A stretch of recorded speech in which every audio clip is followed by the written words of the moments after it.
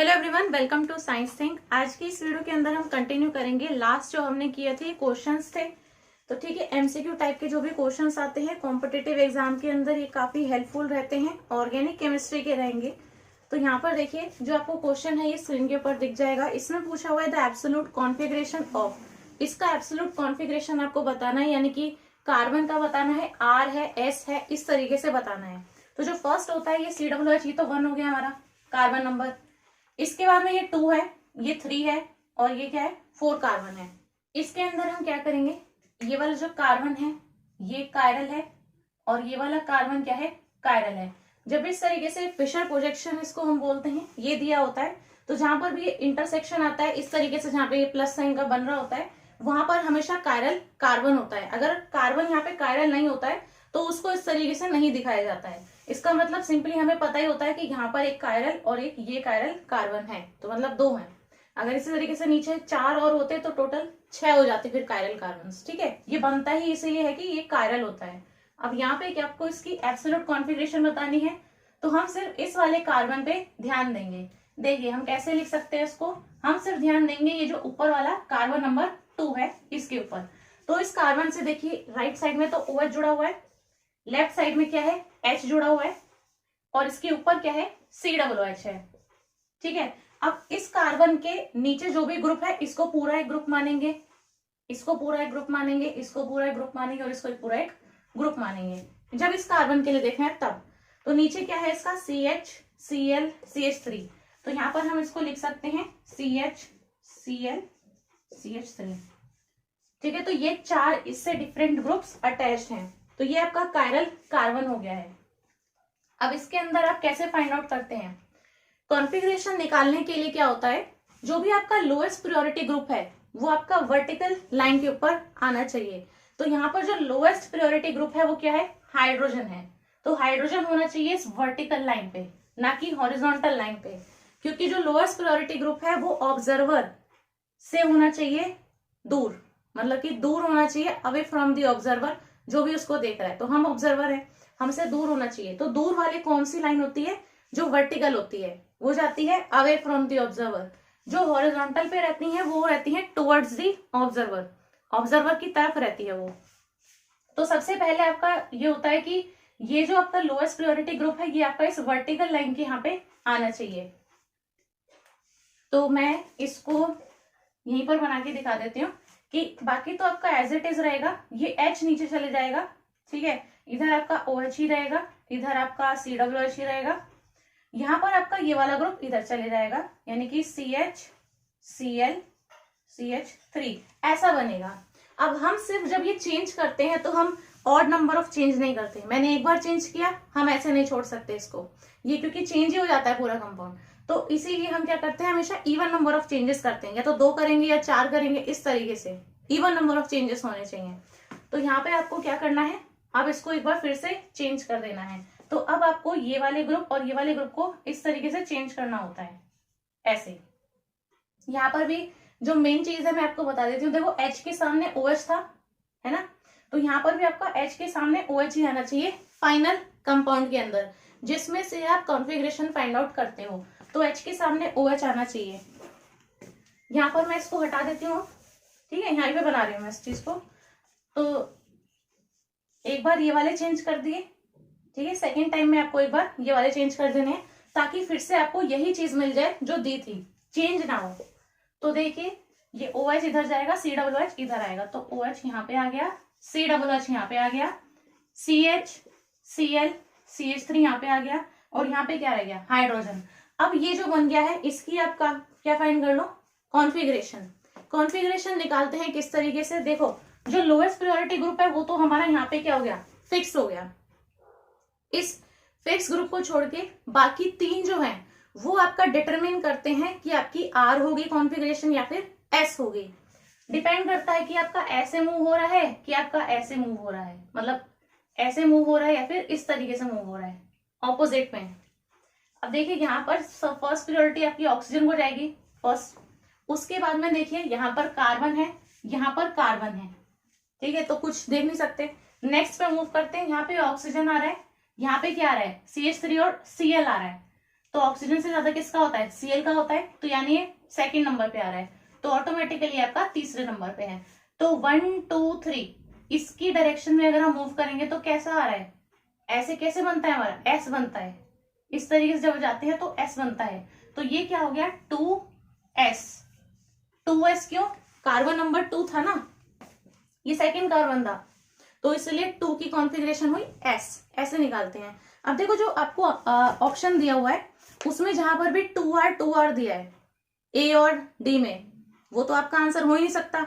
इसका मतलब आपका आंसर बी और सी में से होगा, जहां पे आपका एस एस आ रहा है। अब 3 वाले की कॉन्फ़िगरेशन आर है या फिर एस है, ये भी आपको सेम ही तरीके से निकालनी है। देखिए यहाँ पे ये वाला कार्बन 3 है, तो इस कार्बन 3 को हम ले लेते हैं यहाँ पे, ये थर्ड कार्बन है, इसके इधर H है, Cl है और CH3 है, ठीक है। H ले लिया, Cl ले लिया और CH3 ले लिया। इसके ऊपर जो भी पूरा ग्रुप है इसको पूरा एक ग्रुप मानेंगे और यहाँ पे डाल देंगे। तो ये क्या है, CHOH COOH, ये है, ठीक है। इसको थोड़ा और आप कंप्रेस्ड फॉर्म में भी लिख सकते हो, ऐसे ना लिख के। अच्छा, अब इसका हम क्या करेंगे, देखेंगे लोएस्ट प्रियोरिटी ग्रुप होना चाहिए मेरा वर्टिकल लाइन पे। अगर lowest priority group already vertical line पे है तब तो कोई दिक्कत ही नहीं है, तब तो आप एब्सोल्यूट कॉन्फ़िगरेशन ऐसे ही फाइंड आउट कर सकते हो। लेकिन मेरे को कॉन्फ़िगरेशन फाइंड करने से पहले ये देखना है कि लोएस्ट प्रियोरिटी ग्रुप कहाँ होना चाहिए, वर्टिकल लाइन पे होना चाहिए। यहाँ पर नहीं है तो इसको पहले मेरे को वर्टिकल लाइन पे लाना पड़ेगा, ठीक है। अब एक बार चेंज किया मैंने वर्टिकल लाइन पे लाने के लिए, फिर मुझे फिर से चेंज करना पड़ेगा इन दोनों ग्रुप्स को, ताकि फिर से वही कंपाउंड आ जाए। तो ये 2 चेंज करने हैं और जिस भी डायरेक्शन में जा रही है प्रियोरिटी उसी से आपका RS निकल जाएगा। एक आध बार भी चीजें किसी ने कर रखी होंगी तो उन्हें ही समझ में आ रहा होगा, ये जिन्होंने नहीं पढ़ा होगा ये कभी भी तो उन्हें नहीं आ रहा होगा। तो ये देखिए यहाँ पर आपका हाइड्रोजन चले जाएगा इधर, यहाँ पर आपका Cl इधर आएगा, CH3 आपका इधर चले जाएगा। मिल गया ना हाइड्रोजन आपको वर्टिकल लाइन पे अवे फ्रॉम दी ऑब्जर्वर, और ये CHOH COOH यहीं पर रहेगा। मैं इसको हटा देती हूँ यहाँ पे। अब आपको क्या करना है, हाइड्रोजन आ गया वर्टिकल लाइन पे, अब कंपाउंड चेंज भी नहीं होना चाहिए, तो इन दोनों ग्रुप्स को एक बार फिर से चेंज कर लो। तो आपका कैसा बन जाएगा, Cl यहाँ पर, CH3 यहाँ पर, H यहाँ पर और CHOH COOH यहाँ पर। इनको दे दो प्रायोरिटी, हो गई आपकी कॉन्फ़िगरेशन। Cl का 1 मिलेगा, भाई CH के साथ में ऑक्सीजन आ रहा है, यहाँ पे सिर्फ CH3 है तो ये 3 हो गया, ये 2 हो गया, ये 3 हो गया, तो ऐसे जा रहा है। तो ऐसे करके हम क्या बनाते हैं, R, ऐसे करके हम क्या बनाते हैं, R बनाते हैं। तो इसीलिए 3 की कॉन्फ़िगरेशन हो गई 3R। तो आपका आंसर जो भी सिंपली है 2s3R। जो भी कॉन्फ़िगरेशन आपको दी हुई है ये आपको दी है ऑप्शन नंबर बी के अंदर, सो ऑप्शन नंबर बी आपका करेक्ट है। इसके बाद में देखिए, इसके बाद में आपको दिया हुआ है which of the following pairs of compounds are positional isomers. Positional isomers आपको बताने हैं। देखिए चलिए, जो आपको फर्स्ट ऑप्शन दिया है इसके अंदर देखिए सिर्फ ग्रुप पे ध्यान देना, सिर्फ और सिर्फ आप ग्रुप पे ध्यान देना। तो ग्रुप में देखिए ऑप्शन नंबर ए के अंदर आपको CHO ग्रुप दिया है और C double bond O group दिया है, ठीक है। तो यानी कि उसके अंदर क्या डिफरेंट है, ग्रुप डिफरेंट है। एक बार मैं यहाँ पर लिखकर चलती हूँ। जो भी आपका ये सेकंड क्वेश्चन है, फर्स्ट वाले के अंदर क्या है, CHO ग्रुप है और C double bond O group है। कहाँ है, कैसी है, उस चीज की बात नहीं कर रही, ग्रुप कौन से है उस पर ध्यान देना। ऑप्शन नंबर बी के अंदर देखो आपका C double bond O group है और सेकंड वाले कंपाउंड के अंदर CHO है, तो यानी कि C डबल बॉन्ड O है और CHO है, ठीक है। थर्ड वाले के अंदर देखते हैं, C पार्ट के अंदर आपका C double bond O group है और C double bond O group है, तो यानी इसमें सिर्फ CO है, CO है। फोर्थ वाला जो आपका ऑप्शन है इसके अंदर आपको दिया हुआ है C डबल बॉन्ड O और CHO, तो ये तीनों तो सेम ही है, एक जैसे। ये अलग है ना, C डबल बॉन्ड C, यही आंसर है आपका, क्योंकि आपसे पूछा था पोजिशनल आइसोमर बताने हैं, जबकि ये आपके क्या है, फंक्शनल आइसोमर्स हैं। फंक्शनल आइसोमर कुछ नहीं है, आपकी अलग अलग कार्बन चेन होगी, सिंपल है, ब्रांच है, उस चीज से कोई मतलब नहीं है। फंक्शनल आइसोमर के अंदर आपके फंक्शनल ग्रुप अलग अलग होंगे, कहीं पे आपका एल्डिहाइड लगा है, कहीं पे आपका कीटोनिक ग्रुप लगा है, कहीं पे आपका कार्बोक्सिलिक ग्रुप लगा है, फंक्शनल ग्रुप अलग अलग लगे होंगे, तो वो फंक्शनल आइसोमर हो गए, जैसा नाम है वैसे उनका काम है।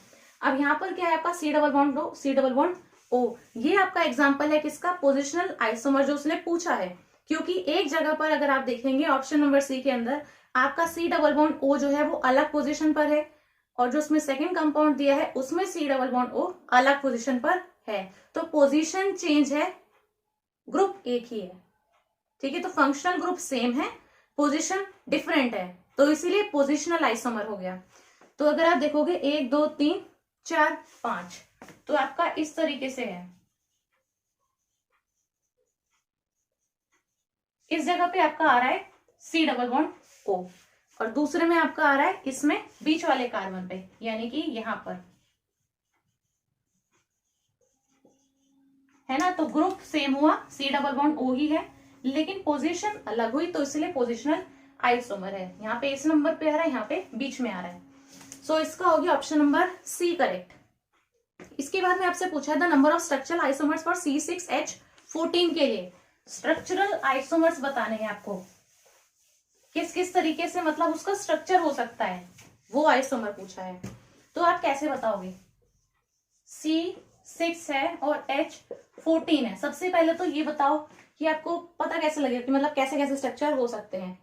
आपको उसको देख के ही पता लग रहा है कि ये एल्केन ही है, एल्केन है। एल्केन का जनरल जो फॉर्मूला होता है वो CnH2n+2 होता है, करेक्ट।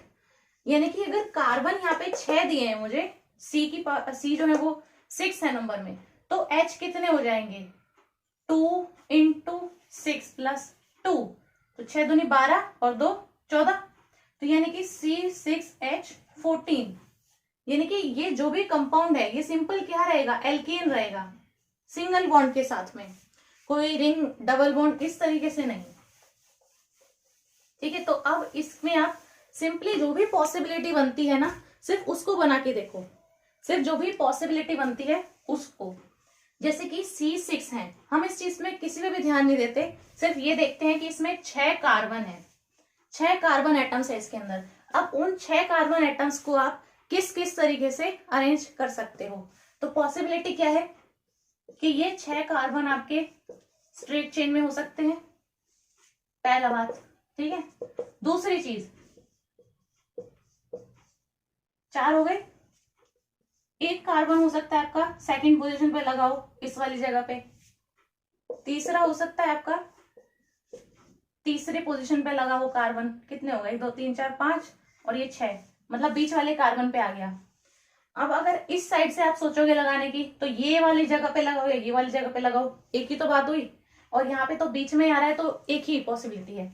तो एक ये हो गया कि स्ट्रेट चेन हो सकती है, एक दूसरे नंबर पे लगा दो, एक तीसरे नंबर पे लगा दो, ठीक है, यही तो पॉसिबिलिटी रहेंगी ना, इस तरीके से उसका स्ट्रक्चर हो सकता है, क्योंकि सिर्फ एक C6H14 लिखा है, बाकी सब जगह पे आप हाइड्रोजन दे दो, स्ट्रक्चर बन गया आपका। और क्या पॉसिबिलिटी हो सकती है इसके अंदर, चौथी पॉसिबिलिटी यहां पर हो सकती है, चौथी पॉसिबिलिटी हो सकती है कि आपका इस कार्बन पे एक हो और इस कार्बन पे एक हो, ये पूरी 4 की हो गई चेन, और सेकंड पे भी एक है और इस पे भी एक है, ऐसे भी हो सकता है C6H14, ठीक है। एक पॉसिबिलिटी आपकी क्या हो सकती है, पांचवा, एक पॉसिबिलिटी आपकी हो सकती है कि आपके एक ही कार्बन पे 2 कार्बन इस तरीके से अटैच हों, ये भी तो हो सकता है। बस ये आपके स्ट्रक्चर पॉसिबल हैं, इसके अलावा आप कोई और स्ट्रक्चर नहीं बना सकते, वो इन्हीं में से कोई ना कोई एक ही होगा। तो टोटल ये कितने हो गए, 1 2 3 4 5, यानी कि C दिया हुआ है आपको ऑप्शन, तो ऑप्शन नंबर आपका C करेक्ट है। आपको पूरा स्ट्रक्चर नहीं बनाना होता, आपको सिर्फ एक फ्रेमवर्क देखना है, आपको तो आंसर बताना है ना कि 1 है 2 है 5 है कितने हैं, तो वो पूरा स्ट्रक्चर किस पे डिपेंड है, कार्बन की चेन पे ही है, बाकी तो हाइड्रोजन लग जाएंगे अपने आप। तो आपको सिर्फ एक फ्रेमवर्क देखना है, फ्रेमवर्क बना के आपको पॉसिबिलिटी जो है वो पता चल जाएंगी।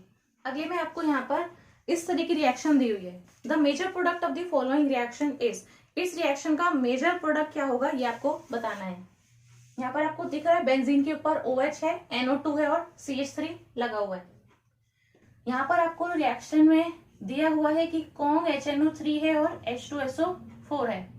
यहाँ से आपका इलेक्ट्रोफाइल जनरेट होता है जो कि होता है NO2+, है ना, क्योंकि ये इलेक्ट्रोफिलिक सब्स्टिट्यूशन रिएक्शन है। तो इलेक्ट्रोफाइल आके यहाँ पर किसी ना किसी जगह पर लगेगा। अगर आप देखोगे तो यहाँ पर सिर्फ 3 ही जगह है लगने की, एक तो यहाँ पर, एक यहाँ पर और एक यहाँ पर। ये 3 जगह है लगने की जो भी आपको प्रोडक्ट के अंदर दिए हुए हैं, ABCD जो दिए हैं। तो देखिए यहाँ पर आपका जो भी इलेक्ट्रोफाइल जनरेट हुआ है ये कहाँ जाकर लगेगा, ये डिपेंड करेगा यहाँ पर किस तरीके के यहाँ पे इलेक्ट्रॉन डोनेटिंग या विड्रॉइंग ग्रुप्स लगे हुए हैं। मतलब यहाँ पे इलेक्ट्रॉनिक इफेक्ट किस तरीके का है उस चीज पर डिपेंड करता है कि ये जाने कहाँ वाला है। जैसे कि अगर आप देखोगे तो OH जो है, OH का यहाँ पे क्या लगेगा, +R इफेक्ट लगेगा, क्योंकि वो रेजोनेंस से इलेक्ट्रॉन देगा रिंग की तरफ। इसके पास में जो ये लोन पेयर ऑफ इलेक्ट्रॉन्स है क्या करता है, रिंग की तरफ देता है, ठीक है, तो इसका +R इफेक्ट है। अगर इसी तरीके से देखोगे CH3 लगा हुआ है, मिथाइल जो लगा है, ये क्या करेगा, इसका +I इफेक्ट होता है। इंडक्टिव इफेक्ट के थ्रू ये इलेक्ट्रॉन्स को देता है, दूसरे की तरफ को खिसकाता है, तो इसका +I इफेक्ट है। जबकि यहाँ पर हमें पता है कि +R is more dominant than +I। और ये NO2 लगा हुआ है, इसका क्या होता है, माइनस इफेक्ट होता है, -R।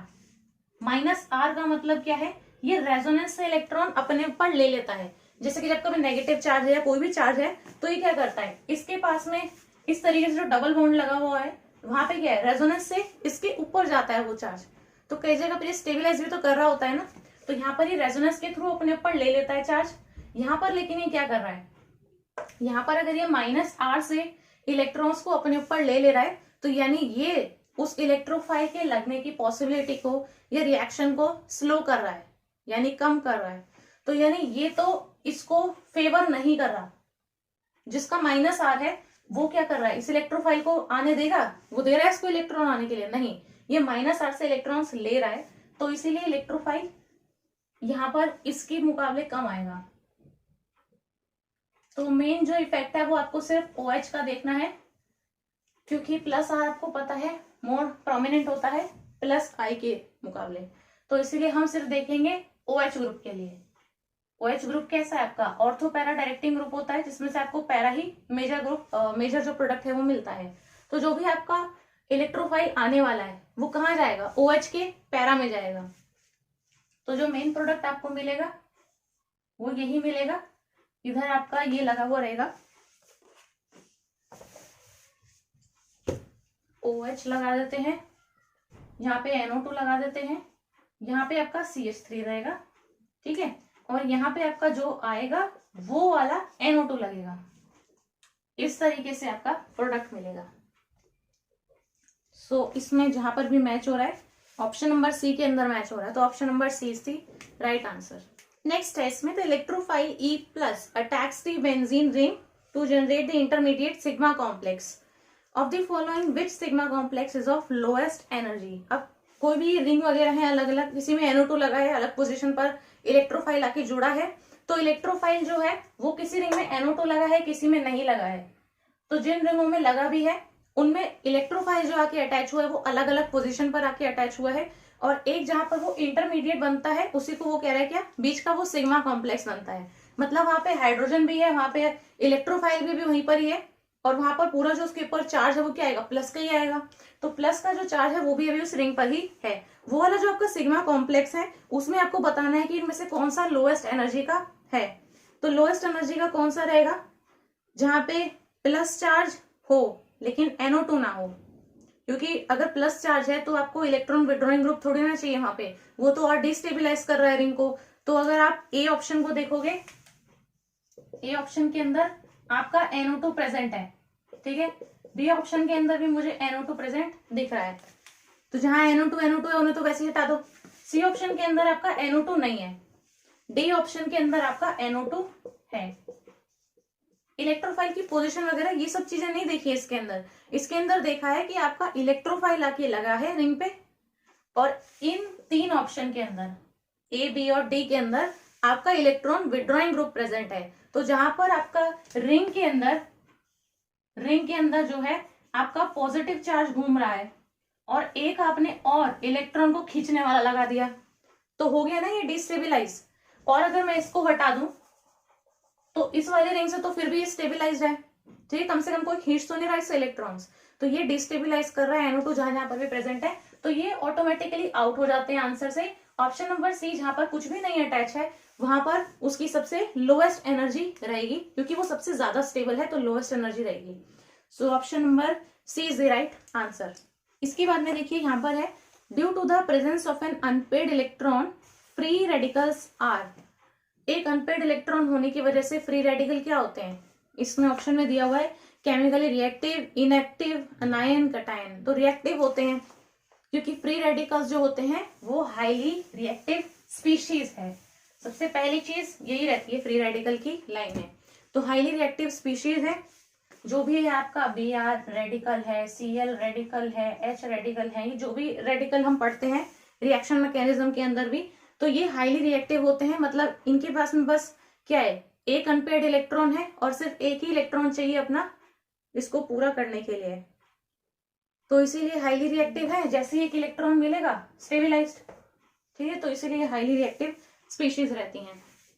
तो बिल्कुल आतुर रहते हैं ये उस एक ऑड इलेक्ट्रॉन को पेयर अप करने के लिए कि दूसरे का कहीं से एक इलेक्ट्रॉन मिल जाए या बॉन्ड बनाने को मिल जाए, तो ये हाईली रिएक्टिव स्पीशीज है। नेक्स्ट में इसमें पूछा हुआ है, how many chiral compounds are possible on monochlorination of two methyl butane. तो ये जो भी क्वेश्चन नंबर है 2-मिथाइल ब्यूटेन है, तो देखिए सबसे पहले ब्यूटेन मतलब 4 कार्बन हो गए, 2 पे मिथाइल है यानी 2 पे आपको CH3 लगा देना है, बाकी जगह पे आप HH लगा सकते हैं। तो इसका आपको मोनोक्लोरिनेशन करना है, मतलब कि एक जो Cl है वो इस जगह पे कहां कहां पर लगेगा। और क्या बताना है आपको, कायरल कंपाउंड कितने पॉसिबल हैं, तो पहले तो रिएक्शन करवानी पड़ेगी इसकी। 2-मिथाइल ब्यूटेन को अगर मैं Cl इसके अंदर में अटैच करूं तो वहां से मेरे पास में कौन कौन से स्ट्रक्चर मिलते हैं और उसमें से देखना है कि कौन कौन सा कायरल मिलता है। तो अगर आप इसके रिएक्शन करवाते हो तो आपको सिंपली देखना होता है कि पॉसिबिलिटीज कौन कौन सी हैं, मतलब ये क्लोरीन कितनी जगहों पर लग सकता है। तो देखिए यहाँ पर सेकेंड कार्बन पे CH3 है, यहाँ पर बताइए कितने अलग अलग तरह के कार्बन हैं, उतने ही कार्बन पे Cl लग पाएगा। अगर मैं इस कार्बन पे अटैच करूं तो ये क्या है, पहला कार्बन है इसके साथ में ये 1 दे देते हैं, 2 दे देते हैं, 3 दे देते हैं, 4 दे देते हैं, ठीक है, तो ये पहला कार्बन है। तो एक तो पॉसिबिलिटी हो सकती है कि इस CH3 से एक H चले जाए और Cl लग जाए, ठीक है। बाकी रिंग में ऐसे बना देती हूं,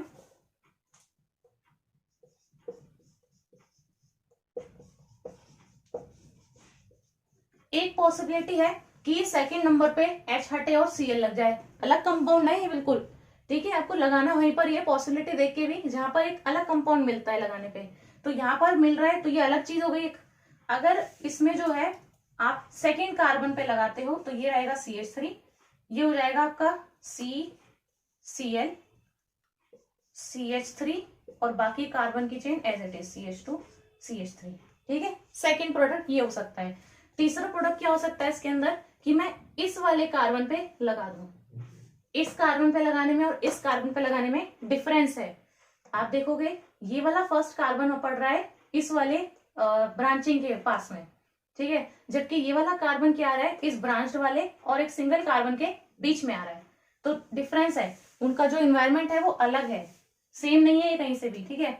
तो देखिए बाकी की रिंग तो आपकी बाकी की जो आपकी चेन है ये एज इट इज रहेगी CH CH3, इस वाले कार्बन पे मैंने लगा दिया Cl और एक क्या रह गया, हाइड्रोजन रह गया CH3।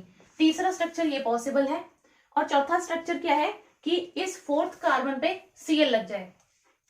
ये वाले कार्बन पे लगाने में और ये वाले कार्बन लगाने में डिफरेंस है, इस कार्बन से नेक्स्ट कार्बन पे ये दिया हुआ है CH3 और यहां से दूसरे कार्बन पे ये CH3 डिफरेंट है, तो एक पॉसिबिलिटी क्या हो जाएगी, मुझे यहां पर लगाना है अब Cl, तो CH3 CH Cl CH3 CH2 यहां पर आएगा Cl, ठीक है, मैंने रेड रेड से लिखा है जहां जहां पर भी मैंने सब्स्टिट्यूशन किया है इसका Cl का, एक यहाँ पर किया है और एक यहाँ पर किया है। तो टोटल 4 स्ट्रक्चर्स पॉसिबल है, लेकिन आंसर में ये नहीं पूछा है। आंसर में आपसे पूछा है कि कायरल कंपाउंड कितने बनेंगे। तो कायरल कंपाउंड के लिए सिंपल है, एक आपका कायरल कार्बन होना जरूरी है। यहां पर देखते हैं पहले कंपाउंड के अंदर, इससे 2 हाइड्रोजन अटैच है, नहीं है कायरल। इससे एक हाइड्रोजन है, एक CH3 है, एक ये वाला ग्रुप है और एक ये वाला ग्रुप है, तो मिल रहा है एक कायरल, मतलब ये वाला है आपका, ये कायरल है।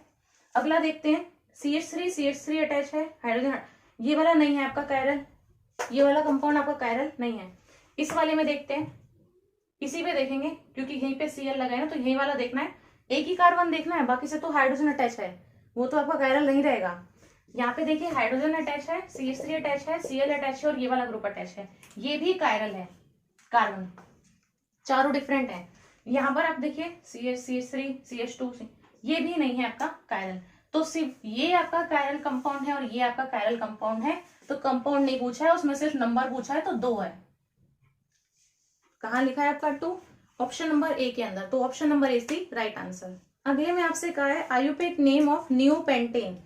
नियो जहां पर भी लिखा होता है ना, इसका मतलब आपको इस तरीके का स्ट्रक्चर बना देना है। पेंटेन है तो 1 2 3 4 कार्बन ये और 5वां कार्बन ये, ऐसा स्ट्रक्चर बनाना है, मतलब ऐसा बनाना है आपको स्ट्रक्चर सिंपली। जहां पर भी आपको नियो बोला है, नियो मतलब इस तरीके का बनेगा। अब नियो पेंटेन बोला है मतलब ये स्ट्रक्चर है, कुछ है ही नहीं इसमें, हर जगह पे CH3 लगा दो बस। ये आपका नियो पेंटेन। आयुपेक नेम पूछा है, बता देते हैं आयुपेक नेम, कहीं से भी नेमिंग कर लो, 1 2 3 कार्बन कर लो, 1 2 3 कार्बन कर लो, one and the same thing, एक ही बात है। ये कार्बन 1 कर लो, इसको 2 कर लो, इसको 3 कर लो, 1 2 3 यानी कि प्रोपेन है भाई, प्रोपेन लिख देते हैं, कोई ग्रुप नहीं है, डबल बॉन्ड नहीं, ट्रिपल बॉन्ड नहीं, कुछ नहीं है इसमें। 2 के ऊपर एक CH3 है, 2 के ऊपर एक CH3 है, तो इसका नेमिंग क्या हो जाएगा, इसका नेमिंग हो जाएगा 2 डाइमिथाइल। 2 पे 2 बार CH3 है ना, तो आपका नेमिंग मैं यहां पर लिख के बता देती हूँ, 2 डाइमिथाइल प्रोपेन, ये आपका आंसर है। तो 2 डाइमिथाइल प्रोपेन, ये ऑप्शन नंबर बी के अंदर दिया है, so B is the right answer. Next देखिए, नेक्स्ट के अंदर दिया हुआ है, नेक्स्ट क्वेश्चन इसके अंदर दिया हुआ है, आपको फिर से स्टीरियो आइसोमर्स ही बताने हैं। सो देखिए, number of stereo isomers possible for the compound, molecule formula आपको दे रखा है यहाँ पर, CH3 CH double bond CH।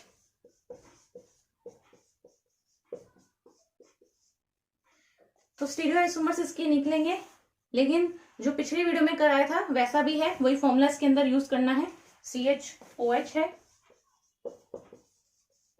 Me है। तो देखिए आपको क्या करना होता है इसके अंदर, CH, एक CH और है इसके अंदर, आपको 2 की पावर n तो लगाना ही है इसके अंदर, कायरल कार्बन देख के।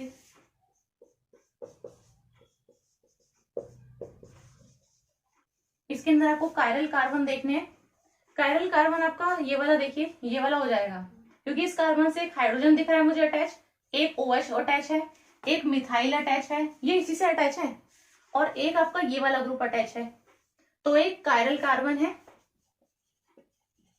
एक कायरल कार्बन है। तो देखिए जब भी हम नंबर ऑफ स्टीरियो आइसोमर्स निकाल रहे थे तो हम क्या कर रहे थे, 2 की पावर n कर रहे थे, n is the number of chiral carbons, जितने भी कायरल सेंटर यहाँ पे पढ़ रहे हैं, तो वो क्या हो जाएगा, यहाँ पे 2 की पावर 1, एक ही है, तो कितना हो जाएगा 2, मतलब 2 तो आपके यहाँ से आ गए, जो आपसे पूछे मैं नंबर ऑफ स्टीरियो आइसोमर्स, 2 तो ये हो गए। लेकिन एक चीज और देखो, इस कंपाउंड के अंदर एक डबल बॉन्ड भी आ रहा है, ये जो डबल बॉन्ड आ रहा है इसकी वजह से 2 और हैं, तो आंसर में ये 2 हो गए।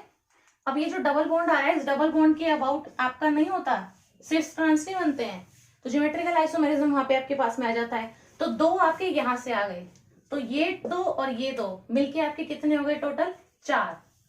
ठीक है, तो यहाँ पे आपको 2 नहीं, यहाँ पे आपको 4 लिखना है आंसर में। तो ऑप्शन नंबर सी के अंदर दिया हुआ है 4, तो आपको उसे टिक करना है।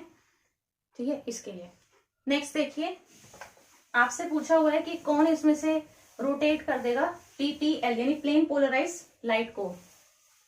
तो जो भी आपको ये कंपाउंड्स दिए हुए हैं ABCD के अंदर, इनमें से बस आपको देखना है कि कायरल किसके अंदर है। फर्स्ट के अंदर 2 हाइड्रोजन आ रहे हैं तो कायरल नहीं है। सेकंड के अंदर चारों अलग ग्रुप्स हैं, कायरल है। उसके बाद में भी नहीं है और उससे नेक्स्ट में भी नहीं है। तो यहां पर आपको सिर्फ देखना है कायरल कौन सा है, CHOOH।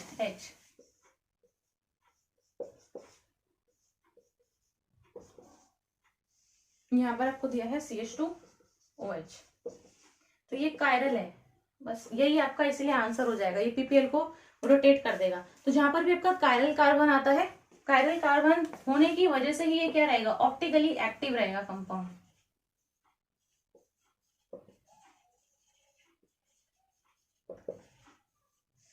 कायरल कार्बन है, एसिमेट्रिक कार्बन है, ऑप्टिकली एक्टिव रहेगा, तो आपकी जो भी प्लेन पोलराइज लाइट होगी उसको वो रोटेट करने में सक्षम रहेगा। जबकि जहां पर भी आपके ए कायरल कंपाउंड्स रहेंगे वो नहीं रहेंगे। सो इसीलिए इसमें ऑप्शन नंबर बी जो है ये करेक्ट आंसर है। सो यही थी हमारी आज की वीडियो। अगर वीडियो आपको पसंद आई हो, अच्छी लगी हो, तो वीडियो को आप लाइक एंड शेयर जरूर कर दें। अपने फ्रेंड्स के साथ में आप कर सकते हैं। और अगर चैनल पर आप पहली बार आए हैं तो चैनल को सब्सक्राइब कर लें, बेल आइकन को प्रेस कर दें ताकि आने वाली वीडियोस का आपको नोटिफिकेशन मिलता रहे।